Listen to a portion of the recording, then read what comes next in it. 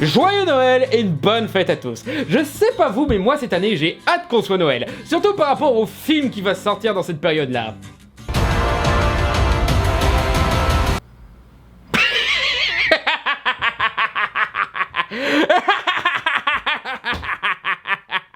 Vous êtes sérieux ? Plus sérieusement, c'est effrayant à quel point tant de super films sortent en fin de cette année et qui vont sûrement se planter à cause de Disney. Si on n'a pas de 4ème film Kingsman à cause d'eux, je préviens, je crame Disney. Mais le film où je place le plus d'attente est bien sûr Matrix Résurrection. C'est marrant car avant même la première BA, j'étais dubitatif. Genre, qu'est-ce que les sœurs Wachowski vont raconter après une trilogie si complète et autosuffisante? Mais plus ça va, plus je commence à voir ce film comme une sorte de Mad Max Fury Road, un 4ème opus qui relance une licence culte motivée par une vraie vision créative et thématique qui renverra à l'école les blockbusters mercantiles exploitant sans intelligence la nostalgie de son public. Je crois que ça fait des siècles que je n'ai pas été autant fasciné par un film au point de scruter la moindre BA et Spot TV. Je s'en ai à un point où je me suis pratiquement refait tout ce qui compose la licence Matrix, notamment l'univers étendu de Matrix. L'univers de Matrix est très probablement le seul univers cross-média à être vraiment une vision cohérente de ses autrices. C'était pas comme Star Wars où Lucas se laisse en mode freestyle tous les mecs qui s'en occupaient, ou Marvel et DC où les seules idées artistiques se retrouvaient formatées et redconnées. Non, là, chaque partie de cet univers était étroitement supervisée par les sœurs Wachowski. Les gens retiennent avant tout Animatrix et... ouais, c'est un excellent exemple, mais on oublie les deux autres médias où l'univers s'est étendu, à savoir les jeux vidéo et les comics.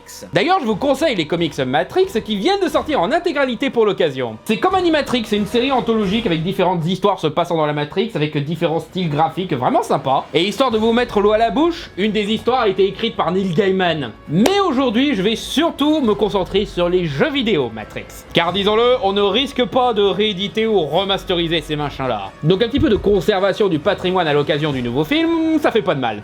Enter the Matrix, sorti en 2003 dans la période entre les deux films Matrix Reloaded et Matrix Revolution, Matrix Online, sorti 2 ans après, et Matrix Path of Neo, sorti 6 mois après. Ces 3 jeux sont à ce jour les seuls jeux vidéo tirés de l'univers Matrix. Un 4ème pourrait sortir, mais on n'a encore rien d'officiel, à part une démo technique impressionnante pour l'Unreal Engine 5. Et ces 3 jeux sont nuls.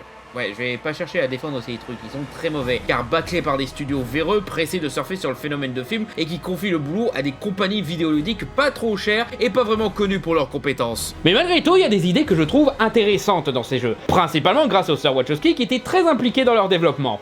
Les sœurs Wachowski ont clairement toujours été de grandes fans de jeux vidéo et ont clairement une compréhension du médium vidéoludique qui se voit dans leurs films, autant Matrix que Speed Racer. Et elles avaient de vraies ambitions pour ces jeux et des idées qui semblent tellement ancrées à leur vision de Matrix qu'on pourrait les retrouver dans le prochain film. Car oui, Matrix ayant conservé jusqu'à maintenant une logique thématique et artistique, et au vu de la logique déjà vue que semble adopter Matrix Résurrection, l'ensemble de la licence a des récurrences qui pourraient nous permettre de prédire certains éléments du film. Par exemple, prenez le segment matriculé d'Animatrix, celui où des rebelles tentent de convaincre une machine de les rejoindre. Un élément assez important de cette histoire est l'idée que les machines ne font pas la différence entre réalité et virtuel. Pour une intelligence artificielle, toute réalité est virtuelle. Comment devinerait-il que le monde réel n'est pas une nouvelle simulation? Et toi, comment le sais-tu? En tout cas, je sais que maintenant je ne rêve pas, car je sais ce que c'est que d'être en plein rêve. Et à la fin, la machine qu'ils ont réussi à convertir essaye de protéger la dernière survivante du groupe en la mettant dans le monde virtuel. Parce que la machine ne voit pas la différence entre les deux mondes. Et on peut déduire que c'est ce qui arrive à Neo dans Résurrection. Les machines voulaient récompenser l'élu pour les avoir sauvés, donc ils lui donnent une vie de prince. De la seule façon qu'ils savent le faire. Dans la matrice. Du coup, Neo n'est pas vraiment piégé, les machines comprennent juste pas ce qu'elles font de mal. Et là, vous allez me dire, c'est très intéressant, Michael J, mais tu sais, ça marche peut-être pour Animatrix, mais tu penses vraiment que ça marche pour les jeux vidéo? Ouais. Preuve. Dans les bandes annonces, vous pouvez voir des passages se passant dans une sorte de cinéma abandonné qui diffuse une scène du premier Matrix. Genre vraiment, c'est la scène de Matrix premier du nom quand Neo prend la pilule rouge. Il y aura un moment où il semble prendre à nouveau la pilule rouge, étant donc en avant la thématique de déjà vu dont je parlais. En comparaison, un extrait de Matrix Path of Neo.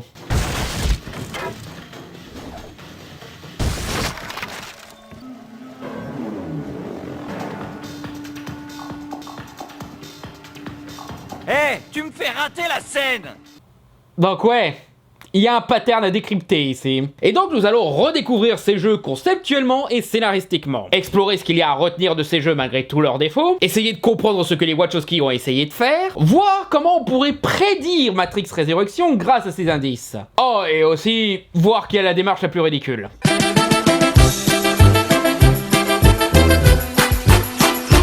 Ouais, je sais.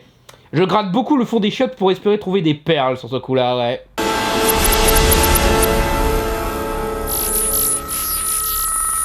A l'origine, les sœurs Wachowski espéraient avoir Hideo Kojima comme développeur pour Enter the Matrix. Mais les brillants gars de Warner étaient bloqués contractuellement avec Atari. Pas la compagnie qui a créé des classiques comme Pong, Pac-Man et Space Invaders. Non, en vrai, c'est Infogrames qui a adopté le nom d'Atari après avoir acheté le reste. Je pense que vous êtes au courant de qui est Infogrames. Ça, et je ne pense pas que Warner aurait accepté d'attendre 5 ans que le jeu se finisse. Ils espéraient sortir le jeu entre 2 films, donc forcément c'est un petit peu serré niveau emploi du temps. Donc à la place, on prend David Perry. Pas un mauvais gars dans le milieu, le mec ayant développé le jeu Aladdin sur Mega Drive, Earthworm Jim, Messia, et son chef-d'œuvre intemporel, McDonald's Global Gladiators. En termes de gameplay, c'est un clone de Max Payne. Non, vraiment, c'est juste Max Payne, mais on a rajouté une mécanique de combat au corps à corps basique. Un clone assez bateau, car pas aussi fluide, facile à contrôler et fun que Max Payne. Aussi, le jeu est ultra moche. Les décors sont vides, les personnages ressemblent à des Playmobil qui ont fait un tour dans le lave-linge, et les ralentis n'ont aucune force. Le joueur du grenier a déjà traité du sujet, et croyez-moi, il était trop gentil. Le seul point où je ne suis pas d'accord avec lui, croyez-le ou non, c'est pour les mots de passe. Ce sont pas vraiment des mots de passe, c'est pratiquement un jeu à part avec son propre scénario, énigmes et même des surprises débloquables. Oui, ça sert aussi à tricher, genre débloquer les niveaux, être invincible, avoir une arme de la mort qui tue et tout. Mais ça permet aussi de jouer le rôle d'un hacker de l'univers de Matrix, tout le format DOS qui va à fond de l'immersion dans l'univers. Et même un jeu méta où tu joues carrément avec les codes du jeu quoi. Aussi, tu peux débloquer un mode de jeu de combat pas extraordinaire, mais correct. De des personnages jouables, c'est les voitures qui prennent forme humaine, c'est assez rigolo. Le concept du jeu est pas des masses originales, mais plutôt innovant pour une sortie en parallèle d'un film. Ne pas faire un jeu adaptant simplement le film où on joue Neo et compagnie, mais un jeu sur des personnages secondaires qui vivent leur propre aventure en parallèle du film. Pas original, encore une fois, Star Wars l'a déjà fait avec des jeux comme Dark Force ou Shadow of the Empire, et le jeu X-Files a pratiquement le même concept. Mais pour un jeu qui existe principalement pour profiter de la sortie d'un film, c'est quand même ambitieux. Et c'est un bon concept car ça permet au jeu de ne pas être qu'un produit dérivé serviable, mais un vrai chapitre du lore des films. Aussi, les sœurs Wachowski avaient profité du tournage simultané de Matrix Reloaded et Matrix Revolution pour tourner des scènes spécifiquement pour le jeu Enter the Matrix. Du coup, on a des cinématiques en FMV comptabilisant près de 40 minutes de footage fait avec la production design et le casting des films. Donc non seulement le jeu est écrit par les sœurs Wachowski, mais on a l'équivalent de scènes supprimées qui développent un scénario B et des personnages à peine survolés dans les films. Il y aurait même moyen pour faire un montage intégrant de façon fluide les scènes du jeu au film. Par exemple, la scène de la réunion au début de Matrix Reloaded. Tu peux voir les rebelles se réunir, des dialogues supplémentaires redonnant plus de personnalité aux personnages, on croise même les mêmes gardiens qu'on retrouve plus tard. Et même une blague sur le fait que l'équipe de Morpheus arrive en dernier. Has everyone arrived? All but the Nebuchadnezzar. Figures. Anything for an entrance. No, Morpheus is not gonna show until after we get started. Ce qui est marrant parce que quand on regarde le film, ils sont vraiment en retard en fait. On peut y aller, c'est bon. On est déjà en retard. Et c'est cool quand t'es fan car ça apporte des éléments donnant plus de sens au scénario, aux personnages et au lore. Par exemple, le jeu explique pourquoi l'oracle a changé d'apparence. Bon, oui, elle a changé d'apparence parce que l'actrice est morte entre 2 films, mais je voulais dire l'explication dans la diégèse du film. 2 programs that I trusted, so the termination code of my original shell to the Merovingian. Why did they do that? For love. For the life of their child. You knew about it, and yet you let it happen. I had to. Why? Because the child is important. Et quand tu es bien attentif au film, tu comprends qu'elle parlait de l'Indien que Neo rencontre dans le métro, que l'on peut voir apparaître dans le restaurant du Mérovingien d'ailleurs, du coup ça recoupe. Et on comprend ce que notre Frenchie préféré voulait dire par... Elle arrive bientôt à la fin du compte à rebours. Et surtout, ça veut dire que Satie, leur gamine, est bien plus importante qu'on ne le pense. I can't tell you why, but I believe that one day the child will change both our world and your world forever. On en saura probablement plus dans la suite où elle semble être de retour. D'ailleurs, à tous les droitards qui essayent de s'approprier l'imaginaire et l'iconographie de Matrix pour faire la propagande de leur idéologie, genre Red Pill, les programmes comme l'Oracle et Sati sont une allégorie des immigrés clandestins. Ils fuient leur pays d'origine pour aller dans un pays où ils pourraient être heureux. Mais ils se font persécuter par l'autorité et exploiter par les gangs locaux. Mais à la fin, Neo détruit ce système pour permettre aux humains et aux programmes de vivre libres, en détruisant de l'intérieur un régime fasciste suprémaciste blanc. Vous n'aurez jamais Matrix, bande de sacs à merde. L'histoire fait même lien avec Animatrix car il se situe tout de suite après le segment Le Dernier Vol de l'Osiris. Le court-métrage en synthèse fait par la même équipe que Final Fantasy Les Créatures de l'Esprit sur une équipe de rebelles qui découvrent l'armée de machines creusant version. Ils vont vite fait dans la matrice pour laisser un message pour prévenir ces derniers et se font buter. Et bien dans Hunter the Matrix, la première mission consiste à récupérer ce message qui fait lien avec la réunion au début de Reloaded où les protagonistes délivrent le message aux autres rebelles. D'ailleurs, c'est rigolo de mettre face à face un personnage en image de synthèse et un personnage live action. C'est la logique Roger Rabbit ou... On incarne au choix Niobe, l'ex de Morpheus joué par Jada Pinkett Smith, ou son équipier Ghost joué par Anthony Brandon Wong. Mais si, vous connaissez Ghost. C'est le mec dans Matrix Reloaded qui dit ça. Si Niobe a raison, dans 72 heures, il y en aura 250 000 de plus. Et ça? Faudrait faire disjoncter un pâté de maison pour neutraliser un immeuble pareil. Pas un pâté de maison 27. Et qui de tout le film accomplit une seule action. J'arrive pas à croire que vous vous souvenez pas de lui. Il fait un peu plus dans Révolution, mais il reste tout aussi anecdotique en fait. C'est vraiment dans Hunter the Matrix qu'il est vraiment un personnage. Et un chouette personnage en plus de ça.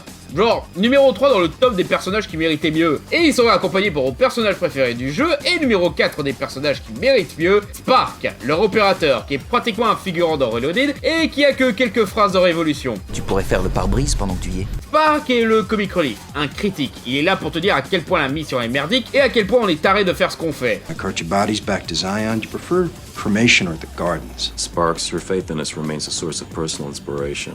Well, I am what I am and I do what I can. Et il a un de mes running gags préférés où chaque fois qu'il voit que nos héros foncent dans un gros danger, il gratte pour avoir une place dans le testament. Can you ask Ghost if he doesn't make it? Can I have his boots? Yeah. I can't hear you. I said, can I have your personal processing unit? Tout ça sent très bon, mais c'est loin d'être parfait. Car malgré tout, le scénario reste... jeu vidéo. Par là, je veux dire que le scénario est un petit peu obligé de trouver des justifications pour avoir autant d'action et de niveaux que possible. Said they were fine with your theoretical mumbo jumbo, but they needed some sexy action. Who said? The marketing people.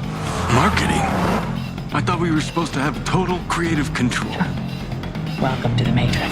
Rien que la première mission, bien sûr, on rajoute des flics qui cherchent aussi le message pour avoir des ennemis à buter. On passe par tous les étages du bâtiment, ensuite on passe par une course-poursuite en voiture, puis un affrontement contre des agents, et enfin, la mission se termine. Puis vient la mission où on doit convoquer tous les rebelles, et ça part en couille encore plus rapidement, car ils apprennent en cours de route qu'un rebelle s'est fait capturer par les agents, pile dans l'aéroport où on a décidé d'appeler tout le monde. Pourquoi ils ont besoin de passer par l'aéroport pour faire ça? Je veux dire, ils peuvent pas juste prendre leur téléphone portable et appeler les mecs comme... Opérateur. Lane, c'est Niobe. On nous a envoyés pour vous ramener. Ouais, comme ça, oui. All those different payphones will make a trace impossible. Non mais traquer, on vous demande pas de discuter pendant des heures non plus, hein. Juste de laisser un petit message, rendez-vous là-bas, urgent, bam. Enchaîne une longue et laborieuse série de péripéties et de niveaux à chier, jusqu'à une séquence un minimum excitant où on combat un agent dans un avion. Descends de mon avion, camarade. Attends, ça va encore, je peux remonter sur le vide. Attends, remonter sur le vide. On sauve le gars, on croise l'homme du train. Only 2 hours. What did you just say? That's exactly how long Zion lasted last time. What do you mean and who are you? Me? Nobody. Just a spectator enjoying the ride. Numéro 2 des personnages qui méritaient mieux, puis on enchaîne à la réunion pour expliquer la situation aux autres rebelles, qui est bien sûr interrompue par l'arrivée des agents. Quelques passages chiants dans les égouts, et là, le maître des clés débarque. Il embarque Neo et Ghost dans leur couloir blanc, leur demande de remettre à Neo une clé, mais cette clé se fait piquer par les loups-garous du mérovingien, Abel et Cain. Du coup, t'as une nouvelle série de niveaux chiants dans le château du mérovingien, là que pour remplir des heures de jeu et pour profiter des concept art du château fait pour le film. Pour qu'au final, les clés sont détruites par le mérovingien et le maître des clés retourne à son donjon pour la refaire. I could not foresee that our paths were not meant to cross yet. Until we meet again. Je dirais bien que tout ce passage n'a servi à rien, mais en fait si. Il a servi à un truc exactement. Et ce truc, c'est la rencontre avec Perséphone. Et révéler que ouais, les vampires existent dans le monde de Matrix, mais bon ça, à la limite... Comme dans le film, elle demande à être embrassée comme ils embrasseraient la personne qu'ils aiment, pour qu'elle nous aide en échange. Et c'est le seul moment qui sert vraiment dans ce passage-là, parce que ça explore les personnages et leur intimité. Niobe, bon, sans surprise, hein. Your lover is a man. What's his name? Jason. No. No, it's not. But I'll bet Jason knows. Non mais sans deck, Sherlock. Aussi, est-ce que c'est le premier baiser lesbien de l'histoire des jeux vidéo? Je veux dire, je sais que c'est pas la première fois qu'on voit des lesbiennes dans un jeu vidéo, hein, Fear Effect 2 a fait pas mal de com là-dessus même, mais je crois que c'est le premier baiser lesbien, non? Je dis ça parce que je trouve que ce serait rigolo et très approprié que les sœurs Wachowski soient les premières à faire un baiser lesbien dans l'histoire du jeu vidéo. Voire techniquement des blockbusters pétés de thunes hollywoodiens, hein, vu que, voilà, ils ont tourné ça durant Matrix Reloaded. Mais bon, là, je pense qu'il y a un peu plus de concurrence. Mais Ghost, ça devient un peu plus intéressant. Unrequited love. Such longing for something you will never have. How deliciously tragic. Ce qui se développe dans le passage suivant où nos héros rentrent à Sion. Du côté de Niobe, on explore enfin sa relation avec Locke, qui était à peine évoquée dans les films. Ils ont une discussion où Locke confie ses doutes, Niobe lui conseille de faire confiance à Morpheus parce que ça lui plaise ou non, Morpheus encourage les gens malgré la situation désespérante. Ils s'embrassent, mais clairement Niobe pense encore à ce que Perséphone disait, et elle se rend compte qu'elle avait peut-être raison. Et plus tard, Locke explique à Niobe son plan contre l'armée des machines. Réunir un maximum de vaisseaux et les dégommer à coups de MP bien placés. Plan à peine évoqué et expliqué dans les films, mais ici on le détaille un peu plus. On a même quelques scènes avec Roland qui mène l'opération, découvre que ça foire à cause de Smith, amenant la situation à la fin de Reloaded. Et Locke a préféré mettre de côté Niobe pour ce plan. I am a captain, same as every captain. No, you're not the same. You're the woman I love. Du coup, ça donne plus de sens à la scène où elle se porte volontaire pour retrouver Morpheus, car ça coûte rien à l'armée de Sion ou au plan de Locke, vu qu'il n'allait pas avoir besoin d'elle, et ça amène à un moment de personnage important. Niobe défie l'autorité de son fiancé pour ce qu'elle juge nécessaire. Elle refuse de rester coincée à Sion sans rien faire, alors qu'elle peut aider. Action qui d'ailleurs va avec les thématiques de Sion, que c'est finalement une nouvelle matrice qui se met en place avec une autorité de contrôle qu'on doit défier, et l'idée que chaque personnage est important, car en se portant volontaire, Niobe pourra non seulement sauver Morpheus durant la scène de l'autoroute, mais elle pourra aussi donner à Neo son vaisseau pour aller dans la ville des machines pour sauver le monde, et Niobe pourra alors utiliser le Hammer pour sauver Sion. D'ailleurs, Niobe revient dans Matrix Résurrection, donc ce sera intéressant de voir comment elle a évolué par rapport à son arc dans ce jeu. Ghost, de son côté, on découvre qu'il est le frère de Trinity. I didn't think you'd have the guts to come back here after the last ass whipping I gave you. That, dear brother, was an act of pure mercy, having beaten you now. How many times? Gosh, I guess I lost count when it hit double digits. Alors, l'explication officielle, c'est qu'ils sont pas frères et sœurs de sang. C'est juste qu'ils sont sortis tous les deux en même temps de la matrice et ils se sont développés une relation fraternelle après ça. Et oui, c'est d'elle dont Ghost est amoureux. Ce qui veut dire que de toute la licence, il y a 3 mecs qui sont amoureux de Trinity. Ce qui est intéressant car ces 3 prétendants représentent du coup 3 types d'hommes vis-à-vis des femmes. Je ne serais pas étonné que Résurrection rajoute un 4ème type pour développer tout ça. Neo, qui est l'homme parfait pour elle vu qu'ils ont une connexion spirituelle totale. Cypher, qui est l'incel qui veut que Trinity soit lui peu importe ce qu'elle pense. Et Ghost, le prototype du nice guy. Mais genre, le vrai nice guy. Pas le incel qui se prétend nice guy pour obtenir une récompense en échange. Car quand l'oracle lui a dit que Trinity ne l'aimera jamais comme lui l'aime, il a pris de la meilleure façon. I thanked you. Why? Because I felt freed. From what? Expectation. Il en souffre, bien sûr, et cette souffrance l'a plus poussé à devenir plus fort et sage qu'autre chose. Et il tient malgré tout une bonne relation avec Trinity. When are we gonna find you a girlfriend? Like Augustine, I'm dedicated to a higher purpose. What's that? Onanism. Pour ceux qui n'ont pas compris, en fait, il vient de dire qu'il se masturbe. Is that why so many saints are blind? Le mec balance à la femme qu'il aime secrètement qu'il se branle avec une fierté, une classe, putain! Quand c'est un bigard qui balance ça, c'est juste macho et vulgaire. Mais quand Ghost le dit, c'est limite encourageant. Celibacy is a hands-on job. Ghost. Vaut mieux être un branleur qu'un harceleur. Malheureusement, après ça, on arrive à une autre série de niveaux chiants et nuls. La course-poursuite de l'autoroute du point de vue de Niobe et Ghost. Ils participent au plan pour faire sauter l'usine et provoquer la panne de courant, de qui, quand t'as pas vu le film, tu comprends pas du tout l'enjeu. Une fois ça fait, on reçoit un coup de fil de Séraph qui, bien sûr, amène au combat pour savoir si on est digne de voir l'oracle. Combat que tu peux perdre, te faire jeter dehors et zapper directement au niveau final. Ce qui est assez rigolo. Mais si tu le bats, tu vas voir l'oracle et tu as une chouette discussion. Bon, là par contre, seule la discussion avec Niobe est apparemment canon, car c'est la seule qui est mentionnée dans Révolution. Et que t'a-t-elle dit? La même chose que d'habitude. que j'avais besoin d'entendre. Are you trying to tell me the world is going to end? Yes. If we cannot save it, it will end. You mean Neo? I mean we. The path of the one is made by the many. I have a role to play, just as you have yours. I cannot tell you what is going to happen. All I can do is hope that if you are given the chance, you will find the courage to do what you can. Et sur le chemin du retour... Damn, not who I was hoping for. Excusez-moi, gente dame, je me suis paumé durant un combat un peu gênant contre l'élu. Pourriez-vous m'aider à le retrouver? La dernière fois que je l'ai vu, je tournais par Albuquerque. Encore une fois, passage un peu forcé parce que jeu vidéo et qu'on veut caser Hugo Weaving quelque part. Mais ça me fait marrer que Smith se soit paumé dans les couloirs hackés. Puis niveau final, encore une fois nul et chiant, finissant par une décharge EMP bloquant nos héros là où on les retrouvera dans Matrix Révolution. Et parce que ce jeu a été acheté par des fans frustrés de devoir attendre quelques mois pour savoir la suite de Matrix, ça finit sur une petite bande-annonce de Matrix Révolution faite spécifiquement pour le jeu. Donc ouais, pas parfait en termes de justification des différents niveaux du jeu, mais niveau emboîtage avec les films, c'est plutôt bien mené et très cohérent.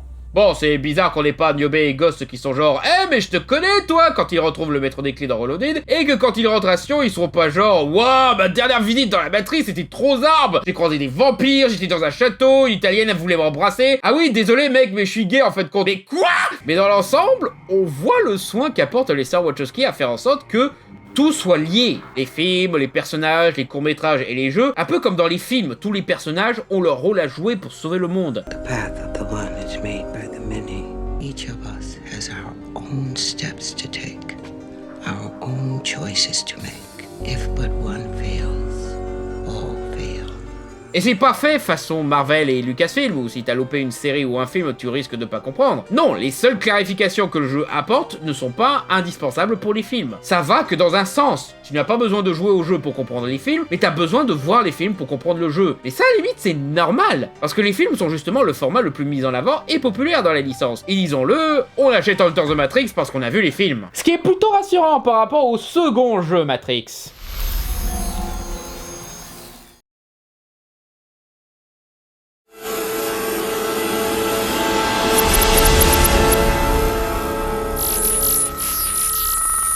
Matrix Online a pas mal fait parler de lui dernièrement, car pas mal de fans hardcore ont expliqué que la raison pour laquelle Lawrence Fishburne ne revenait pas dans le nouveau film était que Morpheus avait été tué dans Matrix Online, inquiétant pas mal de cinéphiles qui ont maintenant peur que pour comprendre Matrix Résurrection, ils doivent jouer à Matrix Online. Je ne pense pas que ce soit nécessaire.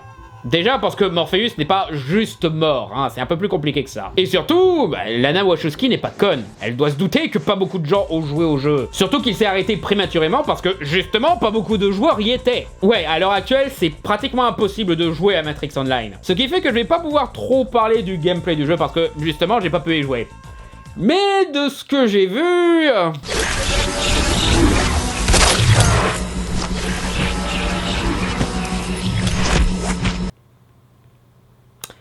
Beaucoup disent qu'ils ne comprennent rien au gameplay de Matrix Online. Mais ceux qui, par miracle, ont réussi à le comprendre, ils ont pas de meilleurs éloges. Le jeu a été développé en partie par Monolith Productions, les mecs qui ont fait Tron 2.0, la licence No One Lives Forever, Condemned, Fear, les jeux Middle Earth, et qui bossent actuellement sur un jeu Wonder Woman. Matrix Online était leur premier MMO. Et dernier. Et encore, ils ont même pas finalisé ce jeu. C'est Sony Online Entertainment, maintenant rebaptisé Daybreak Game Company, qui se sont chargés de finaliser le jeu. Normal, car ils sont plus spécialisés dans les MMO avec des jeux comme EverQuest, Star Wars Galaxies, Vanguard, DC Universe Online et Le Seigneur des Anneaux Online. Seulement, leur grande expérience n'a pas pu sauver le naufrage. Mais peut-être que leurs distributeurs vont les sauver. Après tout, on peut compter sur Warner Bros Interactive et... Sega.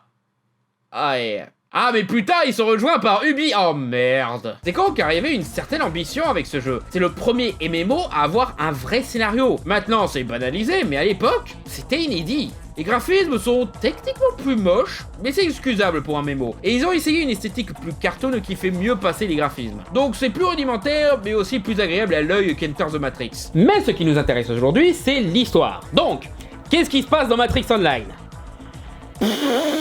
Oula, qu'est-ce qui se passe pas dans Matrix Online plutôt, hein? C'est un MMO qui a organisé pendant 4 ans des tas d'événements scénaristiques, donc forcément ça va un peu dans tous les sens. Le jeu se passe après Matrix Révolution, c'est désormais la paix entre les humains et les machines, et maintenant les gens sont libres de partir et de rester s'ils veulent, sans que les agents ne les en empêchent. Mais sans pour autant rendre l'information publique pour pas brusquer trop vite la situation de la matrice. Apparemment, Neo a laissé derrière lui des morceaux de son image résiduelle, et les machines, Sion et le Mérovingien, les 3 camps que le joueur peut rejoindre, font la course pour en avoir un maximum. Ça, je comprends pas trop l'intérêt. Neo a apparemment laissé ça derrière lui au cas où on aurait à nouveau besoin de lui, mais... Voilà, où est-ce qu'il a eu le temps de faire ça? Où est-ce qu'il a appris à faire ça Je veux dire, pendant le combat de Smith, il avait vraiment pensé à un plan de secours en plein milieu? Je sais pas, ça fait un peu trop quête de RPG, ce qui est évident, je me doute, hein. Mais je trouve que ça fait quand même bizarre dans le canon de Matrix. Et aussi, Matrix Résurrection apparemment a oublié ce détail. C'est là qu'entre en scène le Général, un programme militaire qui avait mené l'attaque finale version et qui est en désaccord total avec la nouvelle situation. Donc il essaye maintenant de mettre fin à cette paix. D'abord en utilisant ces fragments pour créer de super agents pour devenir un ennemi commun aux 3 camps. Morpheus de son côté n'est pas très satisfait non plus de la situation, se méfiant toujours des machines, surtout qu'il ne semble pas très coopératif en ce qui concerne des corps de Neo et Trinity. Les machines affirment qu'ils n'ont pas été recyclés comme ils font d'habitude, mais le mystère reste entier. Là-dessus, Matrix Résurrection a déjà répondu à cette question. Morpheus décide alors de partir en mode Plastiqueur Corse contre les machines pour forcer le retour du corps de Neo, provoquant des attentats révélant les codes de la matrice à la vue de tous, faisant potentiellement cracher le système. Mais il finit par se faire tuer par un assassin du Mérovingien. Alors, histoire très intéressante, mais c'est un petit peu du gâchis de la balancer comme ça pour une quête de MMORPG. Si c'était un épisode d'Animatrix ou un numéro du comics Matrix, ça aurait été beaucoup plus intéressant. Explorant la radicalisation de Morpheus, mettant en doute sa santé mentale, et montrer vraiment le désespoir qui l'a poussé à faire ça. Mais non! Pendant ce temps, un nouveau groupe émerge, les Cypherites. Un groupe d'humains appelant à être rebranchés dans la matrice, des pro-pilules bleues. Des gens qui voulaient faire comme Cypher en gros, d'où le nom Cypherite. Pour les empêcher de semer le bordel dans la matrice, Kid, le protégé de Neo, décide de créer son propre camp pour combattre les Cypherites. E Pluribus Neo. Les pro-pilules rouges. Groupe pas nécessairement montré comme des gentils, car ils se radicalisent de la même manière que Morpheus, et n'hésitent pas à virer dans le terrorisme, ce qui amène plus de nuances intéressantes au choix pilule rouge, pilule bleue. Ça par contre c'est parfait pour un MMORPG, parce que justement tout repose sur le choix du joueur. Ça le questionne directement sur ses morales, et surtout sur sa compréhension de Matrix. Et c'est un petit peu le fun de ce genre de MMORPG justement. Pendant ce temps, Niobe part en vendetta, d'abord contre l'assassin, qui était composé de mouches, et on le bute à coups d'insecticide. Ok. Puis elle organise l'attaque contre le Mérovingien. Le général lui propose une solution, des cheat codes, une valise contenant des fioles capables de conférer des super pouvoirs. Mais une fois qu'elle a obtenu les fioles, la matrice se fait contaminer par un virus qui limite les mouvements, enlève les couleurs et les textures. Ouais, apparemment à un moment du jeu, ils avaient plus le budget pour faire des cinématiques avec le moteur du jeu, donc à la place ils ont fait des cinématiques animatiques. C'est très con car du coup on perd en immersion. Maintenant on a juste l'impression de se taper les storyboards de scènes supprimées plus qu'autre chose. Ce qui est sympa par contre c'est que les dessins sont faits par l'auteur de comics, notamment quelques sur Matrix, et co-scénariste du jeu Matrix Online, Paul Chadwick. Enfin, Niobe se fait trahir par Anom, un rebelle qui s'empare des cheat codes pour se créer un cartel de super pouvoirs. C'est la partie X-Men de Matrix Online. Au secours. Anom, qui est un personnage intéressant. Il est conscient de la matrice, mais ce n'est pas un pro-pilule bleu. Il profite de sa conscience de la matrice pour nourrir son ego et obtenir le pouvoir sur ceux qui sont toujours branchés. Et son complexe de supériorité serait dû aux abus de sa mère violente quand il était encore branché. Concept intéressant car la folie de sa mère était due à sa perte de notion de réalité dans la matrice. Idée que Résurrection semble reprendre avec Neo, qui semble perdre aussi cette notion. Et Anom devient un peu le Red Pill, le mec qui prend conscience des problèmes de société, mais qui au lieu de le dénoncer et de le combattre, profite de ses problèmes pour se donner une supériorité sur les autres. Et il se fait buter par les agents qui en avaient marre de ses conneries en prenant l'apparence de sa mère pour le piéger. Pendant ce temps, le général kidnappe Sati, laissant Seraph pour mort dans la rivière. Coup de chance, c'est la même rivière où les agents avaient jeté les cheat codes après avoir tué Anom. Je sais pas pourquoi. Du coup, Seraph a pu obtenir tous ses pouvoirs d'un coup et est ressorti de la rivière avec une nouvelle mission. Exorciser des rebelles d'un étrange programme qui les contrôle. Un programme qui contrôle des gens. Tiens. Et l'une des personnes que contrôlait était Cryptos, le leader des Cypherites, qui était apparemment une machine cherchant à maintenir la population humaine dans la matrice. Là, Sion commence à se dire que ça pue un peu chez les machines. Du côté de ces dernières, elle décide aussi de s'attaquer au général. Du coup, on a machine contre machine dans cette histoire. l'histoire. Encore une fois, on voit que le jeu a apporté des bases nuançant les différents camps de l'univers Matrix, et ouais, semblerait que Résurrection nous prépare la même chose. On n'a pas trop exploré le monde des machines dans la trilogie. On sait que certains programmes sont bienveillants, mais on n'a pas encore vu l'étendue de leur culture et civilisation. Donc ça sera cool d'en savoir plus dans le prochain film. Eh, peut-être même que le général est toujours là et qu'on le reverra dans Matrix Résurrection, hein. Général qui, aux dernières nouvelles, a uni ses forces à celles du Mérovingien. L'un espérant ramener la guerre, l'autre espérant maintenir son empire qui s'écroule progressivement maintenant que les programmes sont libres et n'ont plus besoin de lui. Dans une PA, on peut l'apercevoir en mode clodo. Donc je suppose que ça n'a pas trop bien marché pour lui, ce changement de la matrice. Après ça, les machines découvrent que Sion a préparé une installation parée pour la guerre, remplie de MP et de mecha. La nouvelle Sion. Les machines le prennent très mal et mettent fin à la trêve. Combien de temps crois-tu que cette paix va durer? 2 ans! Et ben voilà, je t'avais dit qu'une bonne petite purge à base de génocide, c'était beaucoup mieux, mais non, le libre arbitre, gna gna gna l'élu, gna gna gna la liberté individuelle, espèce de vieille conne, va. Et avant la fermeture des serveurs, le jeu avait entamé une histoire où le général a créé un programme se faisant passer pour Morpheus. Et l'arrivée de nouvelles entités, des humains nés libres qui ont réussi à entrer dans la matrice. On ne sait pas où ça allait. Ça aurait pu s'arrêter là, mais non. Le scénariste a révélé quelques informations supplémentaires et les joueurs ont quelques théories. Comme par exemple, on évoque à un moment du jeu un personnage du nom de Sarah Edmontons, une femme toujours branchée qui s'est réveillée d'un coma et qui s'est échappée de son hôpital. Pourquoi je parle de ça? Sarah Edmontons, c'est un anagramme pour Thomas Anderson, le nom civil de Neo. Donc je suppose que les Wachowski avaient prévu de faire une vraie transition à Neo. Les masqués auraient détesté Matrix Résurrection si les Wachowski avaient pris cette direction. On a aussi des rumeurs comme quoi l'agent Smith devait revenir, et ça, probable que ça arrive de Résurrection par rapport à ce gars-là. Donc, au final, c'est un bordel. Mais bon, bref. Qu'est-ce qu'on peut retenir pour Résurrection? La matrice a évolué, mais les tensions existent toujours entre les deux espèces, au point de se disloquer en différentes factions chez chacun. Même l'option de la pilule rouge sème le doute. Neo est introuvable, mais a un plan au cas où on a besoin de lui. Morpheus est mort, mais pourrait être plus ou moins en vie sous la forme d'un programme. Reste à voir s'il est toujours lui-même ou s'il est bien contrôlé par le général. Et oui, fort probable que ce soit le personnage de Yahya Abdul-Mateen II. Serait-ce pour ça qu'il est habillé comme un agent à un moment? Et encore une fois, je ne pense pas que ce sera nécessaire de jouer au jeu pour comprendre Matrix Résurrection. C'est intéressant de savoir des détails, bien sûr, mais pour la compréhension isolée du film, je pense que les 3 précédents films suffira. Surtout qu'on suit un Neo amnésique et qui n'a pas assisté à ces événements, donc on lui expliquera sûrement l'essentiel. Et là où les sœurs Wachowski ont été malines, elles gardent Neo pour les films. Il est pratiquement absent d'animatrix, des comics et des jeux, comme ça, on sépare le média principal du reste pour que les casuals ne soient pas perdus et que l'univers étendu ne serve qu'à ça, étendre l'univers. Des détails enrichissant les licences sans être indispensables. Non, et puis, faire un jeu où on joue Neo, mais ce serait catastrophique.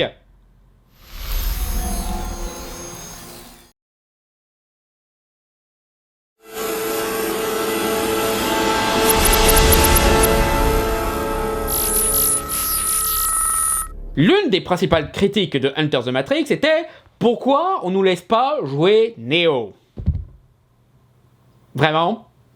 Vous posez cette question sérieusement? Vous voulez savoir pourquoi on joue pas Neo dans ces jeux? Bah c'est très simple. Parce que sinon le jeu serait chiant. Neo, dans le plus gros de ses aventures, est le mec qui est en God Mode, parce qu'il a compris qu'il peut contrôler la matrice. Certes, jouer des personnages ultra puissants qui rencontrent presque jamais de difficultés peut être fun, mais dans un jeu comme Bayonetta ou Devil May Cry, il y a la personnalité du personnage, il y a le délire décomplexé et créatif des ennemis qu'on affronte, il y a le sentiment d'évolution constante. Neo est un personnage très sobre, qui combat surtout des mecs en costard, et qui ne devient pas plus puissant après le premier film. La seule partie où il pourrait être intéressant à jouer est dans la période où il n'est pas encore l'élu. Mais à moins de faire des niveaux ultra chiants sur le passage du bureau et la traque par les agents, les seuls moments du premier film qui pourraient donner un jeu à minimum fun sont le combat contre Morpheus et la scène du hall. Et ça, tant qu'à faire, autant jouer à Tekken ou à Conquer Bad Fur Day, hein, on a ce qu'il faut. Ça, plus le fait que les Wachowski sont clairement pas intéressés par une simple reproduction de leur film en jeu pour du fanservice ou satisfaire des fantasmes de puissance. Elles pensent les jeux comme des chapitres à part entière, pas comme une simple retranscription de leur travail. Mais ce n'est pas pour autant qu'elles n'aient pas profité de l'occasion pour tenter des trucs, car si elles ne peuvent pas approfondir le lore, elles vont niquer le lore dans tous les sens. Matrix Path of Neo, par les mêmes développeurs qu'Enter the Matrix, est selon moi le pire jeu Matrix. Bon ok, je dis ça alors que j'ai pas joué à Matrix Online, mais déjà, il est plus mauvais qu'Enter the Matrix. Parce qu'au moins, Enter the Matrix, il est jouable. Là où ce jeu est encore plus moche, lourd à jouer, répétitif et juste chiant. Beaucoup mettent ça sur le fait que le jeu était rushé, ce qui amène à beaucoup de bugs graphiques et techniques qui rendent le jeu plus difficile à supporter. En particulier les effets de débris qu'ils ont tenté de faire, qui font que ralentir les FPS et rendre le jeu que plus lourd. Mais même au-delà de ça, le level design, le gameplay, c'est pas tip top. Mais je crois que les sœurs Wachowski ont voulu un peu saboter le jeu. Un sabotage conceptuel pour remettre en question un peu tout en fait. Comme si elles montraient les défauts du système pour pousser à prendre conscience de la matrice dans laquelle on est. Ce n'est pas plus tiré par les cheveux que l'idée que les faux raccords des films sont volontaires car ils apparaissent à chaque fois que ça parle de contrôle. Théorie à laquelle je crois, mais si on part du principe que c'est volontaire, alors peut-être que certains défauts de Matrix Path of Neo le sont aussi. Il y a différentes étapes de sabotage. La première est la proposition d'explorer des chemins alternatifs aux événements du film pour répondre par un simple « Parce que tu t'attendais à quoi au juste ?» Genre le tout début du jeu où on a un Morpheus tout moche qui propose les fameuses pilules, et où tu peux choisir la pilule bleue. Ce qui ne sert absolument à rien, car après ça, le jeu s'arrête. Bah oui, tu t'attendais à quoi? Ou encore le niveau où Neo essaye de fuir les agents. Ouais, ils ont fait un niveau entier sur ce passage-là. Et c'est nul à chier. Quand tu te fais arrêter, tu peux choisir de te laisser capturer comme dans le film, ou aller plus loin et réussir à échapper aux agents. Ce qui amène à la seconde étape de sabotage, volontairement gâcher les séquences des films et leur sens. Pas toutes sont volontairement gâchées, genre les combats contre Smith sont juste affreusement buggés et chiants à jouer. Entre le combat dans le métro trop scripté car le seul moyen de vaincre Smith est de le pousser sur les rails, bonne chance pour ça, ou le combat contre l'armée de Smith qui est... Nous avons subi une chose. Il faut nous suffira. Il faut en suffira. Il faut en ajouter d'autres. Et nous allons apprendre une chose.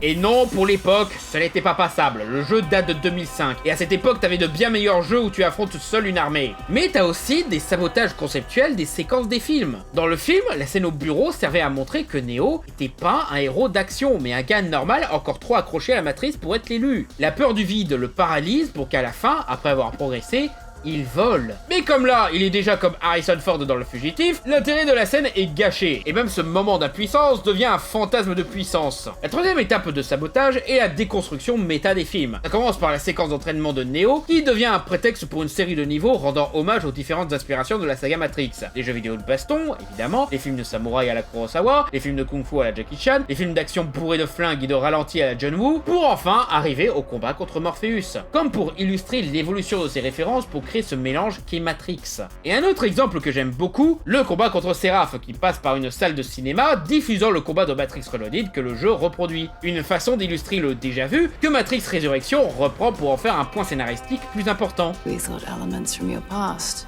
might help ease you into the present. Nothing comforts anxiety like little nostalgia.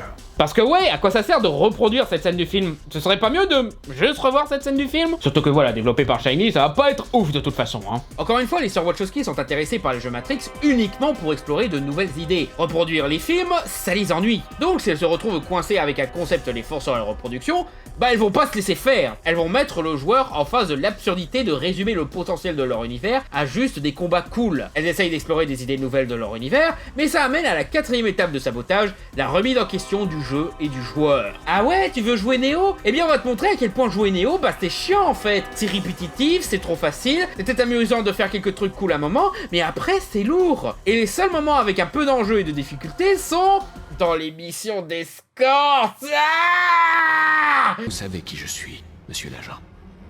Quoi? Comment savez-vous que j'étais flic? Comment dire... À un moment, tu as tellement l'habitude de péter la gueule des agents que quand vient le passage de Matrix Reloaded où Neo les affronte très facilement, bah c'est chiant quoi. De la même manière que ça doit être chiant pour Neo de péter leur gueule encore et encore. Des mises à jour. Et l'étalage des niveaux va dans un absurde total. Genre, après le combat contre Smith dans le métro, on passe par une zone buggée de la matrice, avec une sorte de train fantôme qui rappelle le court-métrage Au-delà d'Animatrix, permettant de jouer avec la perception du joueur et de montrer les limites du jeu vidéo. Mais aussi pour casser ton immersion et ton délire de revivre les scènes clés du film, car on te rappelle tout le temps que tu joues à un jeu, et qu'on n'est pas dans le film. Comme beaucoup d'adaptations de films en jeu, une scène du film devient un niveau d'une heure chiant. Mais là, ça en devient presque parodique. Les passages les plus absurdes étant la séquence dans le château du Mérovingien, où on passe dans un bordel à la Escher où on combat...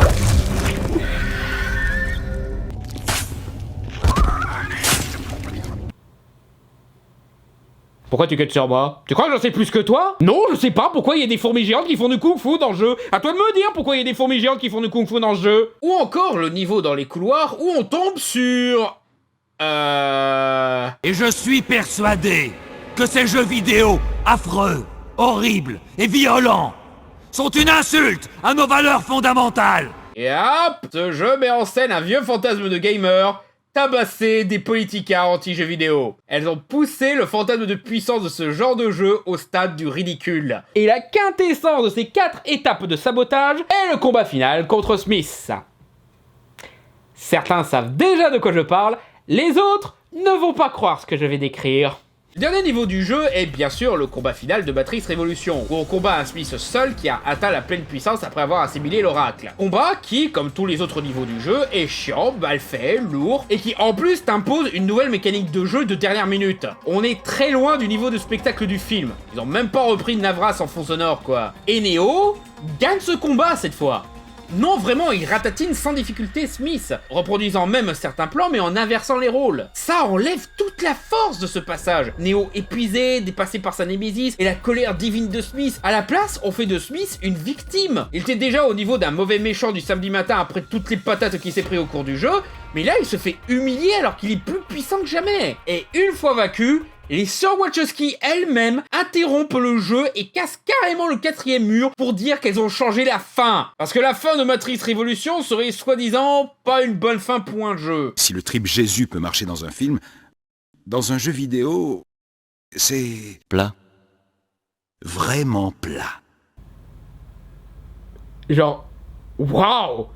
Déjà, non, c'est faux, il y a des tas de jeux qui ont réussi à mettre ce genre de situation de sacrifice, et ce de bien belle manière. Ensuite, bordel de merde, comment elles crachent sur leur propre création, la vache! C'est du troll à ce stade, y a pas d'autre mot! Du coup, à la fin, qu'est-ce qu'elle propose? Les autres Smiths se réunissent pour former un Smithzilla, non officiel, pour affronter Neo! Mais genre... ça y est, on a pété tout l'intérêt thématique de ce final. Le sacrifice de Neo, l'acceptation de la fin, les cookies de l'oracle faisant référence aux cookies informatiques qui permettent à Neo de comprendre qu'en se laissant assimiler par Smith, il transmet ses connaissances à tous les Smiths, donc son envie de liberté détruisant Smith de l'intérieur. Prêt à résoudre le paradoxe du choix et de l'absence de choix, du libre arbitre face à la destinée, qui apparaît après avoir abandonné la nature prospective de la vérité, et accepter la globalité de la conscience présente qui permet, en dernière analyse, de transcender le dilemme cartésien, par l'émergence de l'esprit dépourvu de limites, qui offre alors au monde le choix d'une 3e voie, la voie de Neo, la voie de la paix. À la place, un gros boss moche qui fait des cris de monstre. Genre, vraiment, mais quel genre d'abruti sans aucun sens de l'analyse cinématographique et de la lecture de thématiques peut croire une seule seconde que ce final-là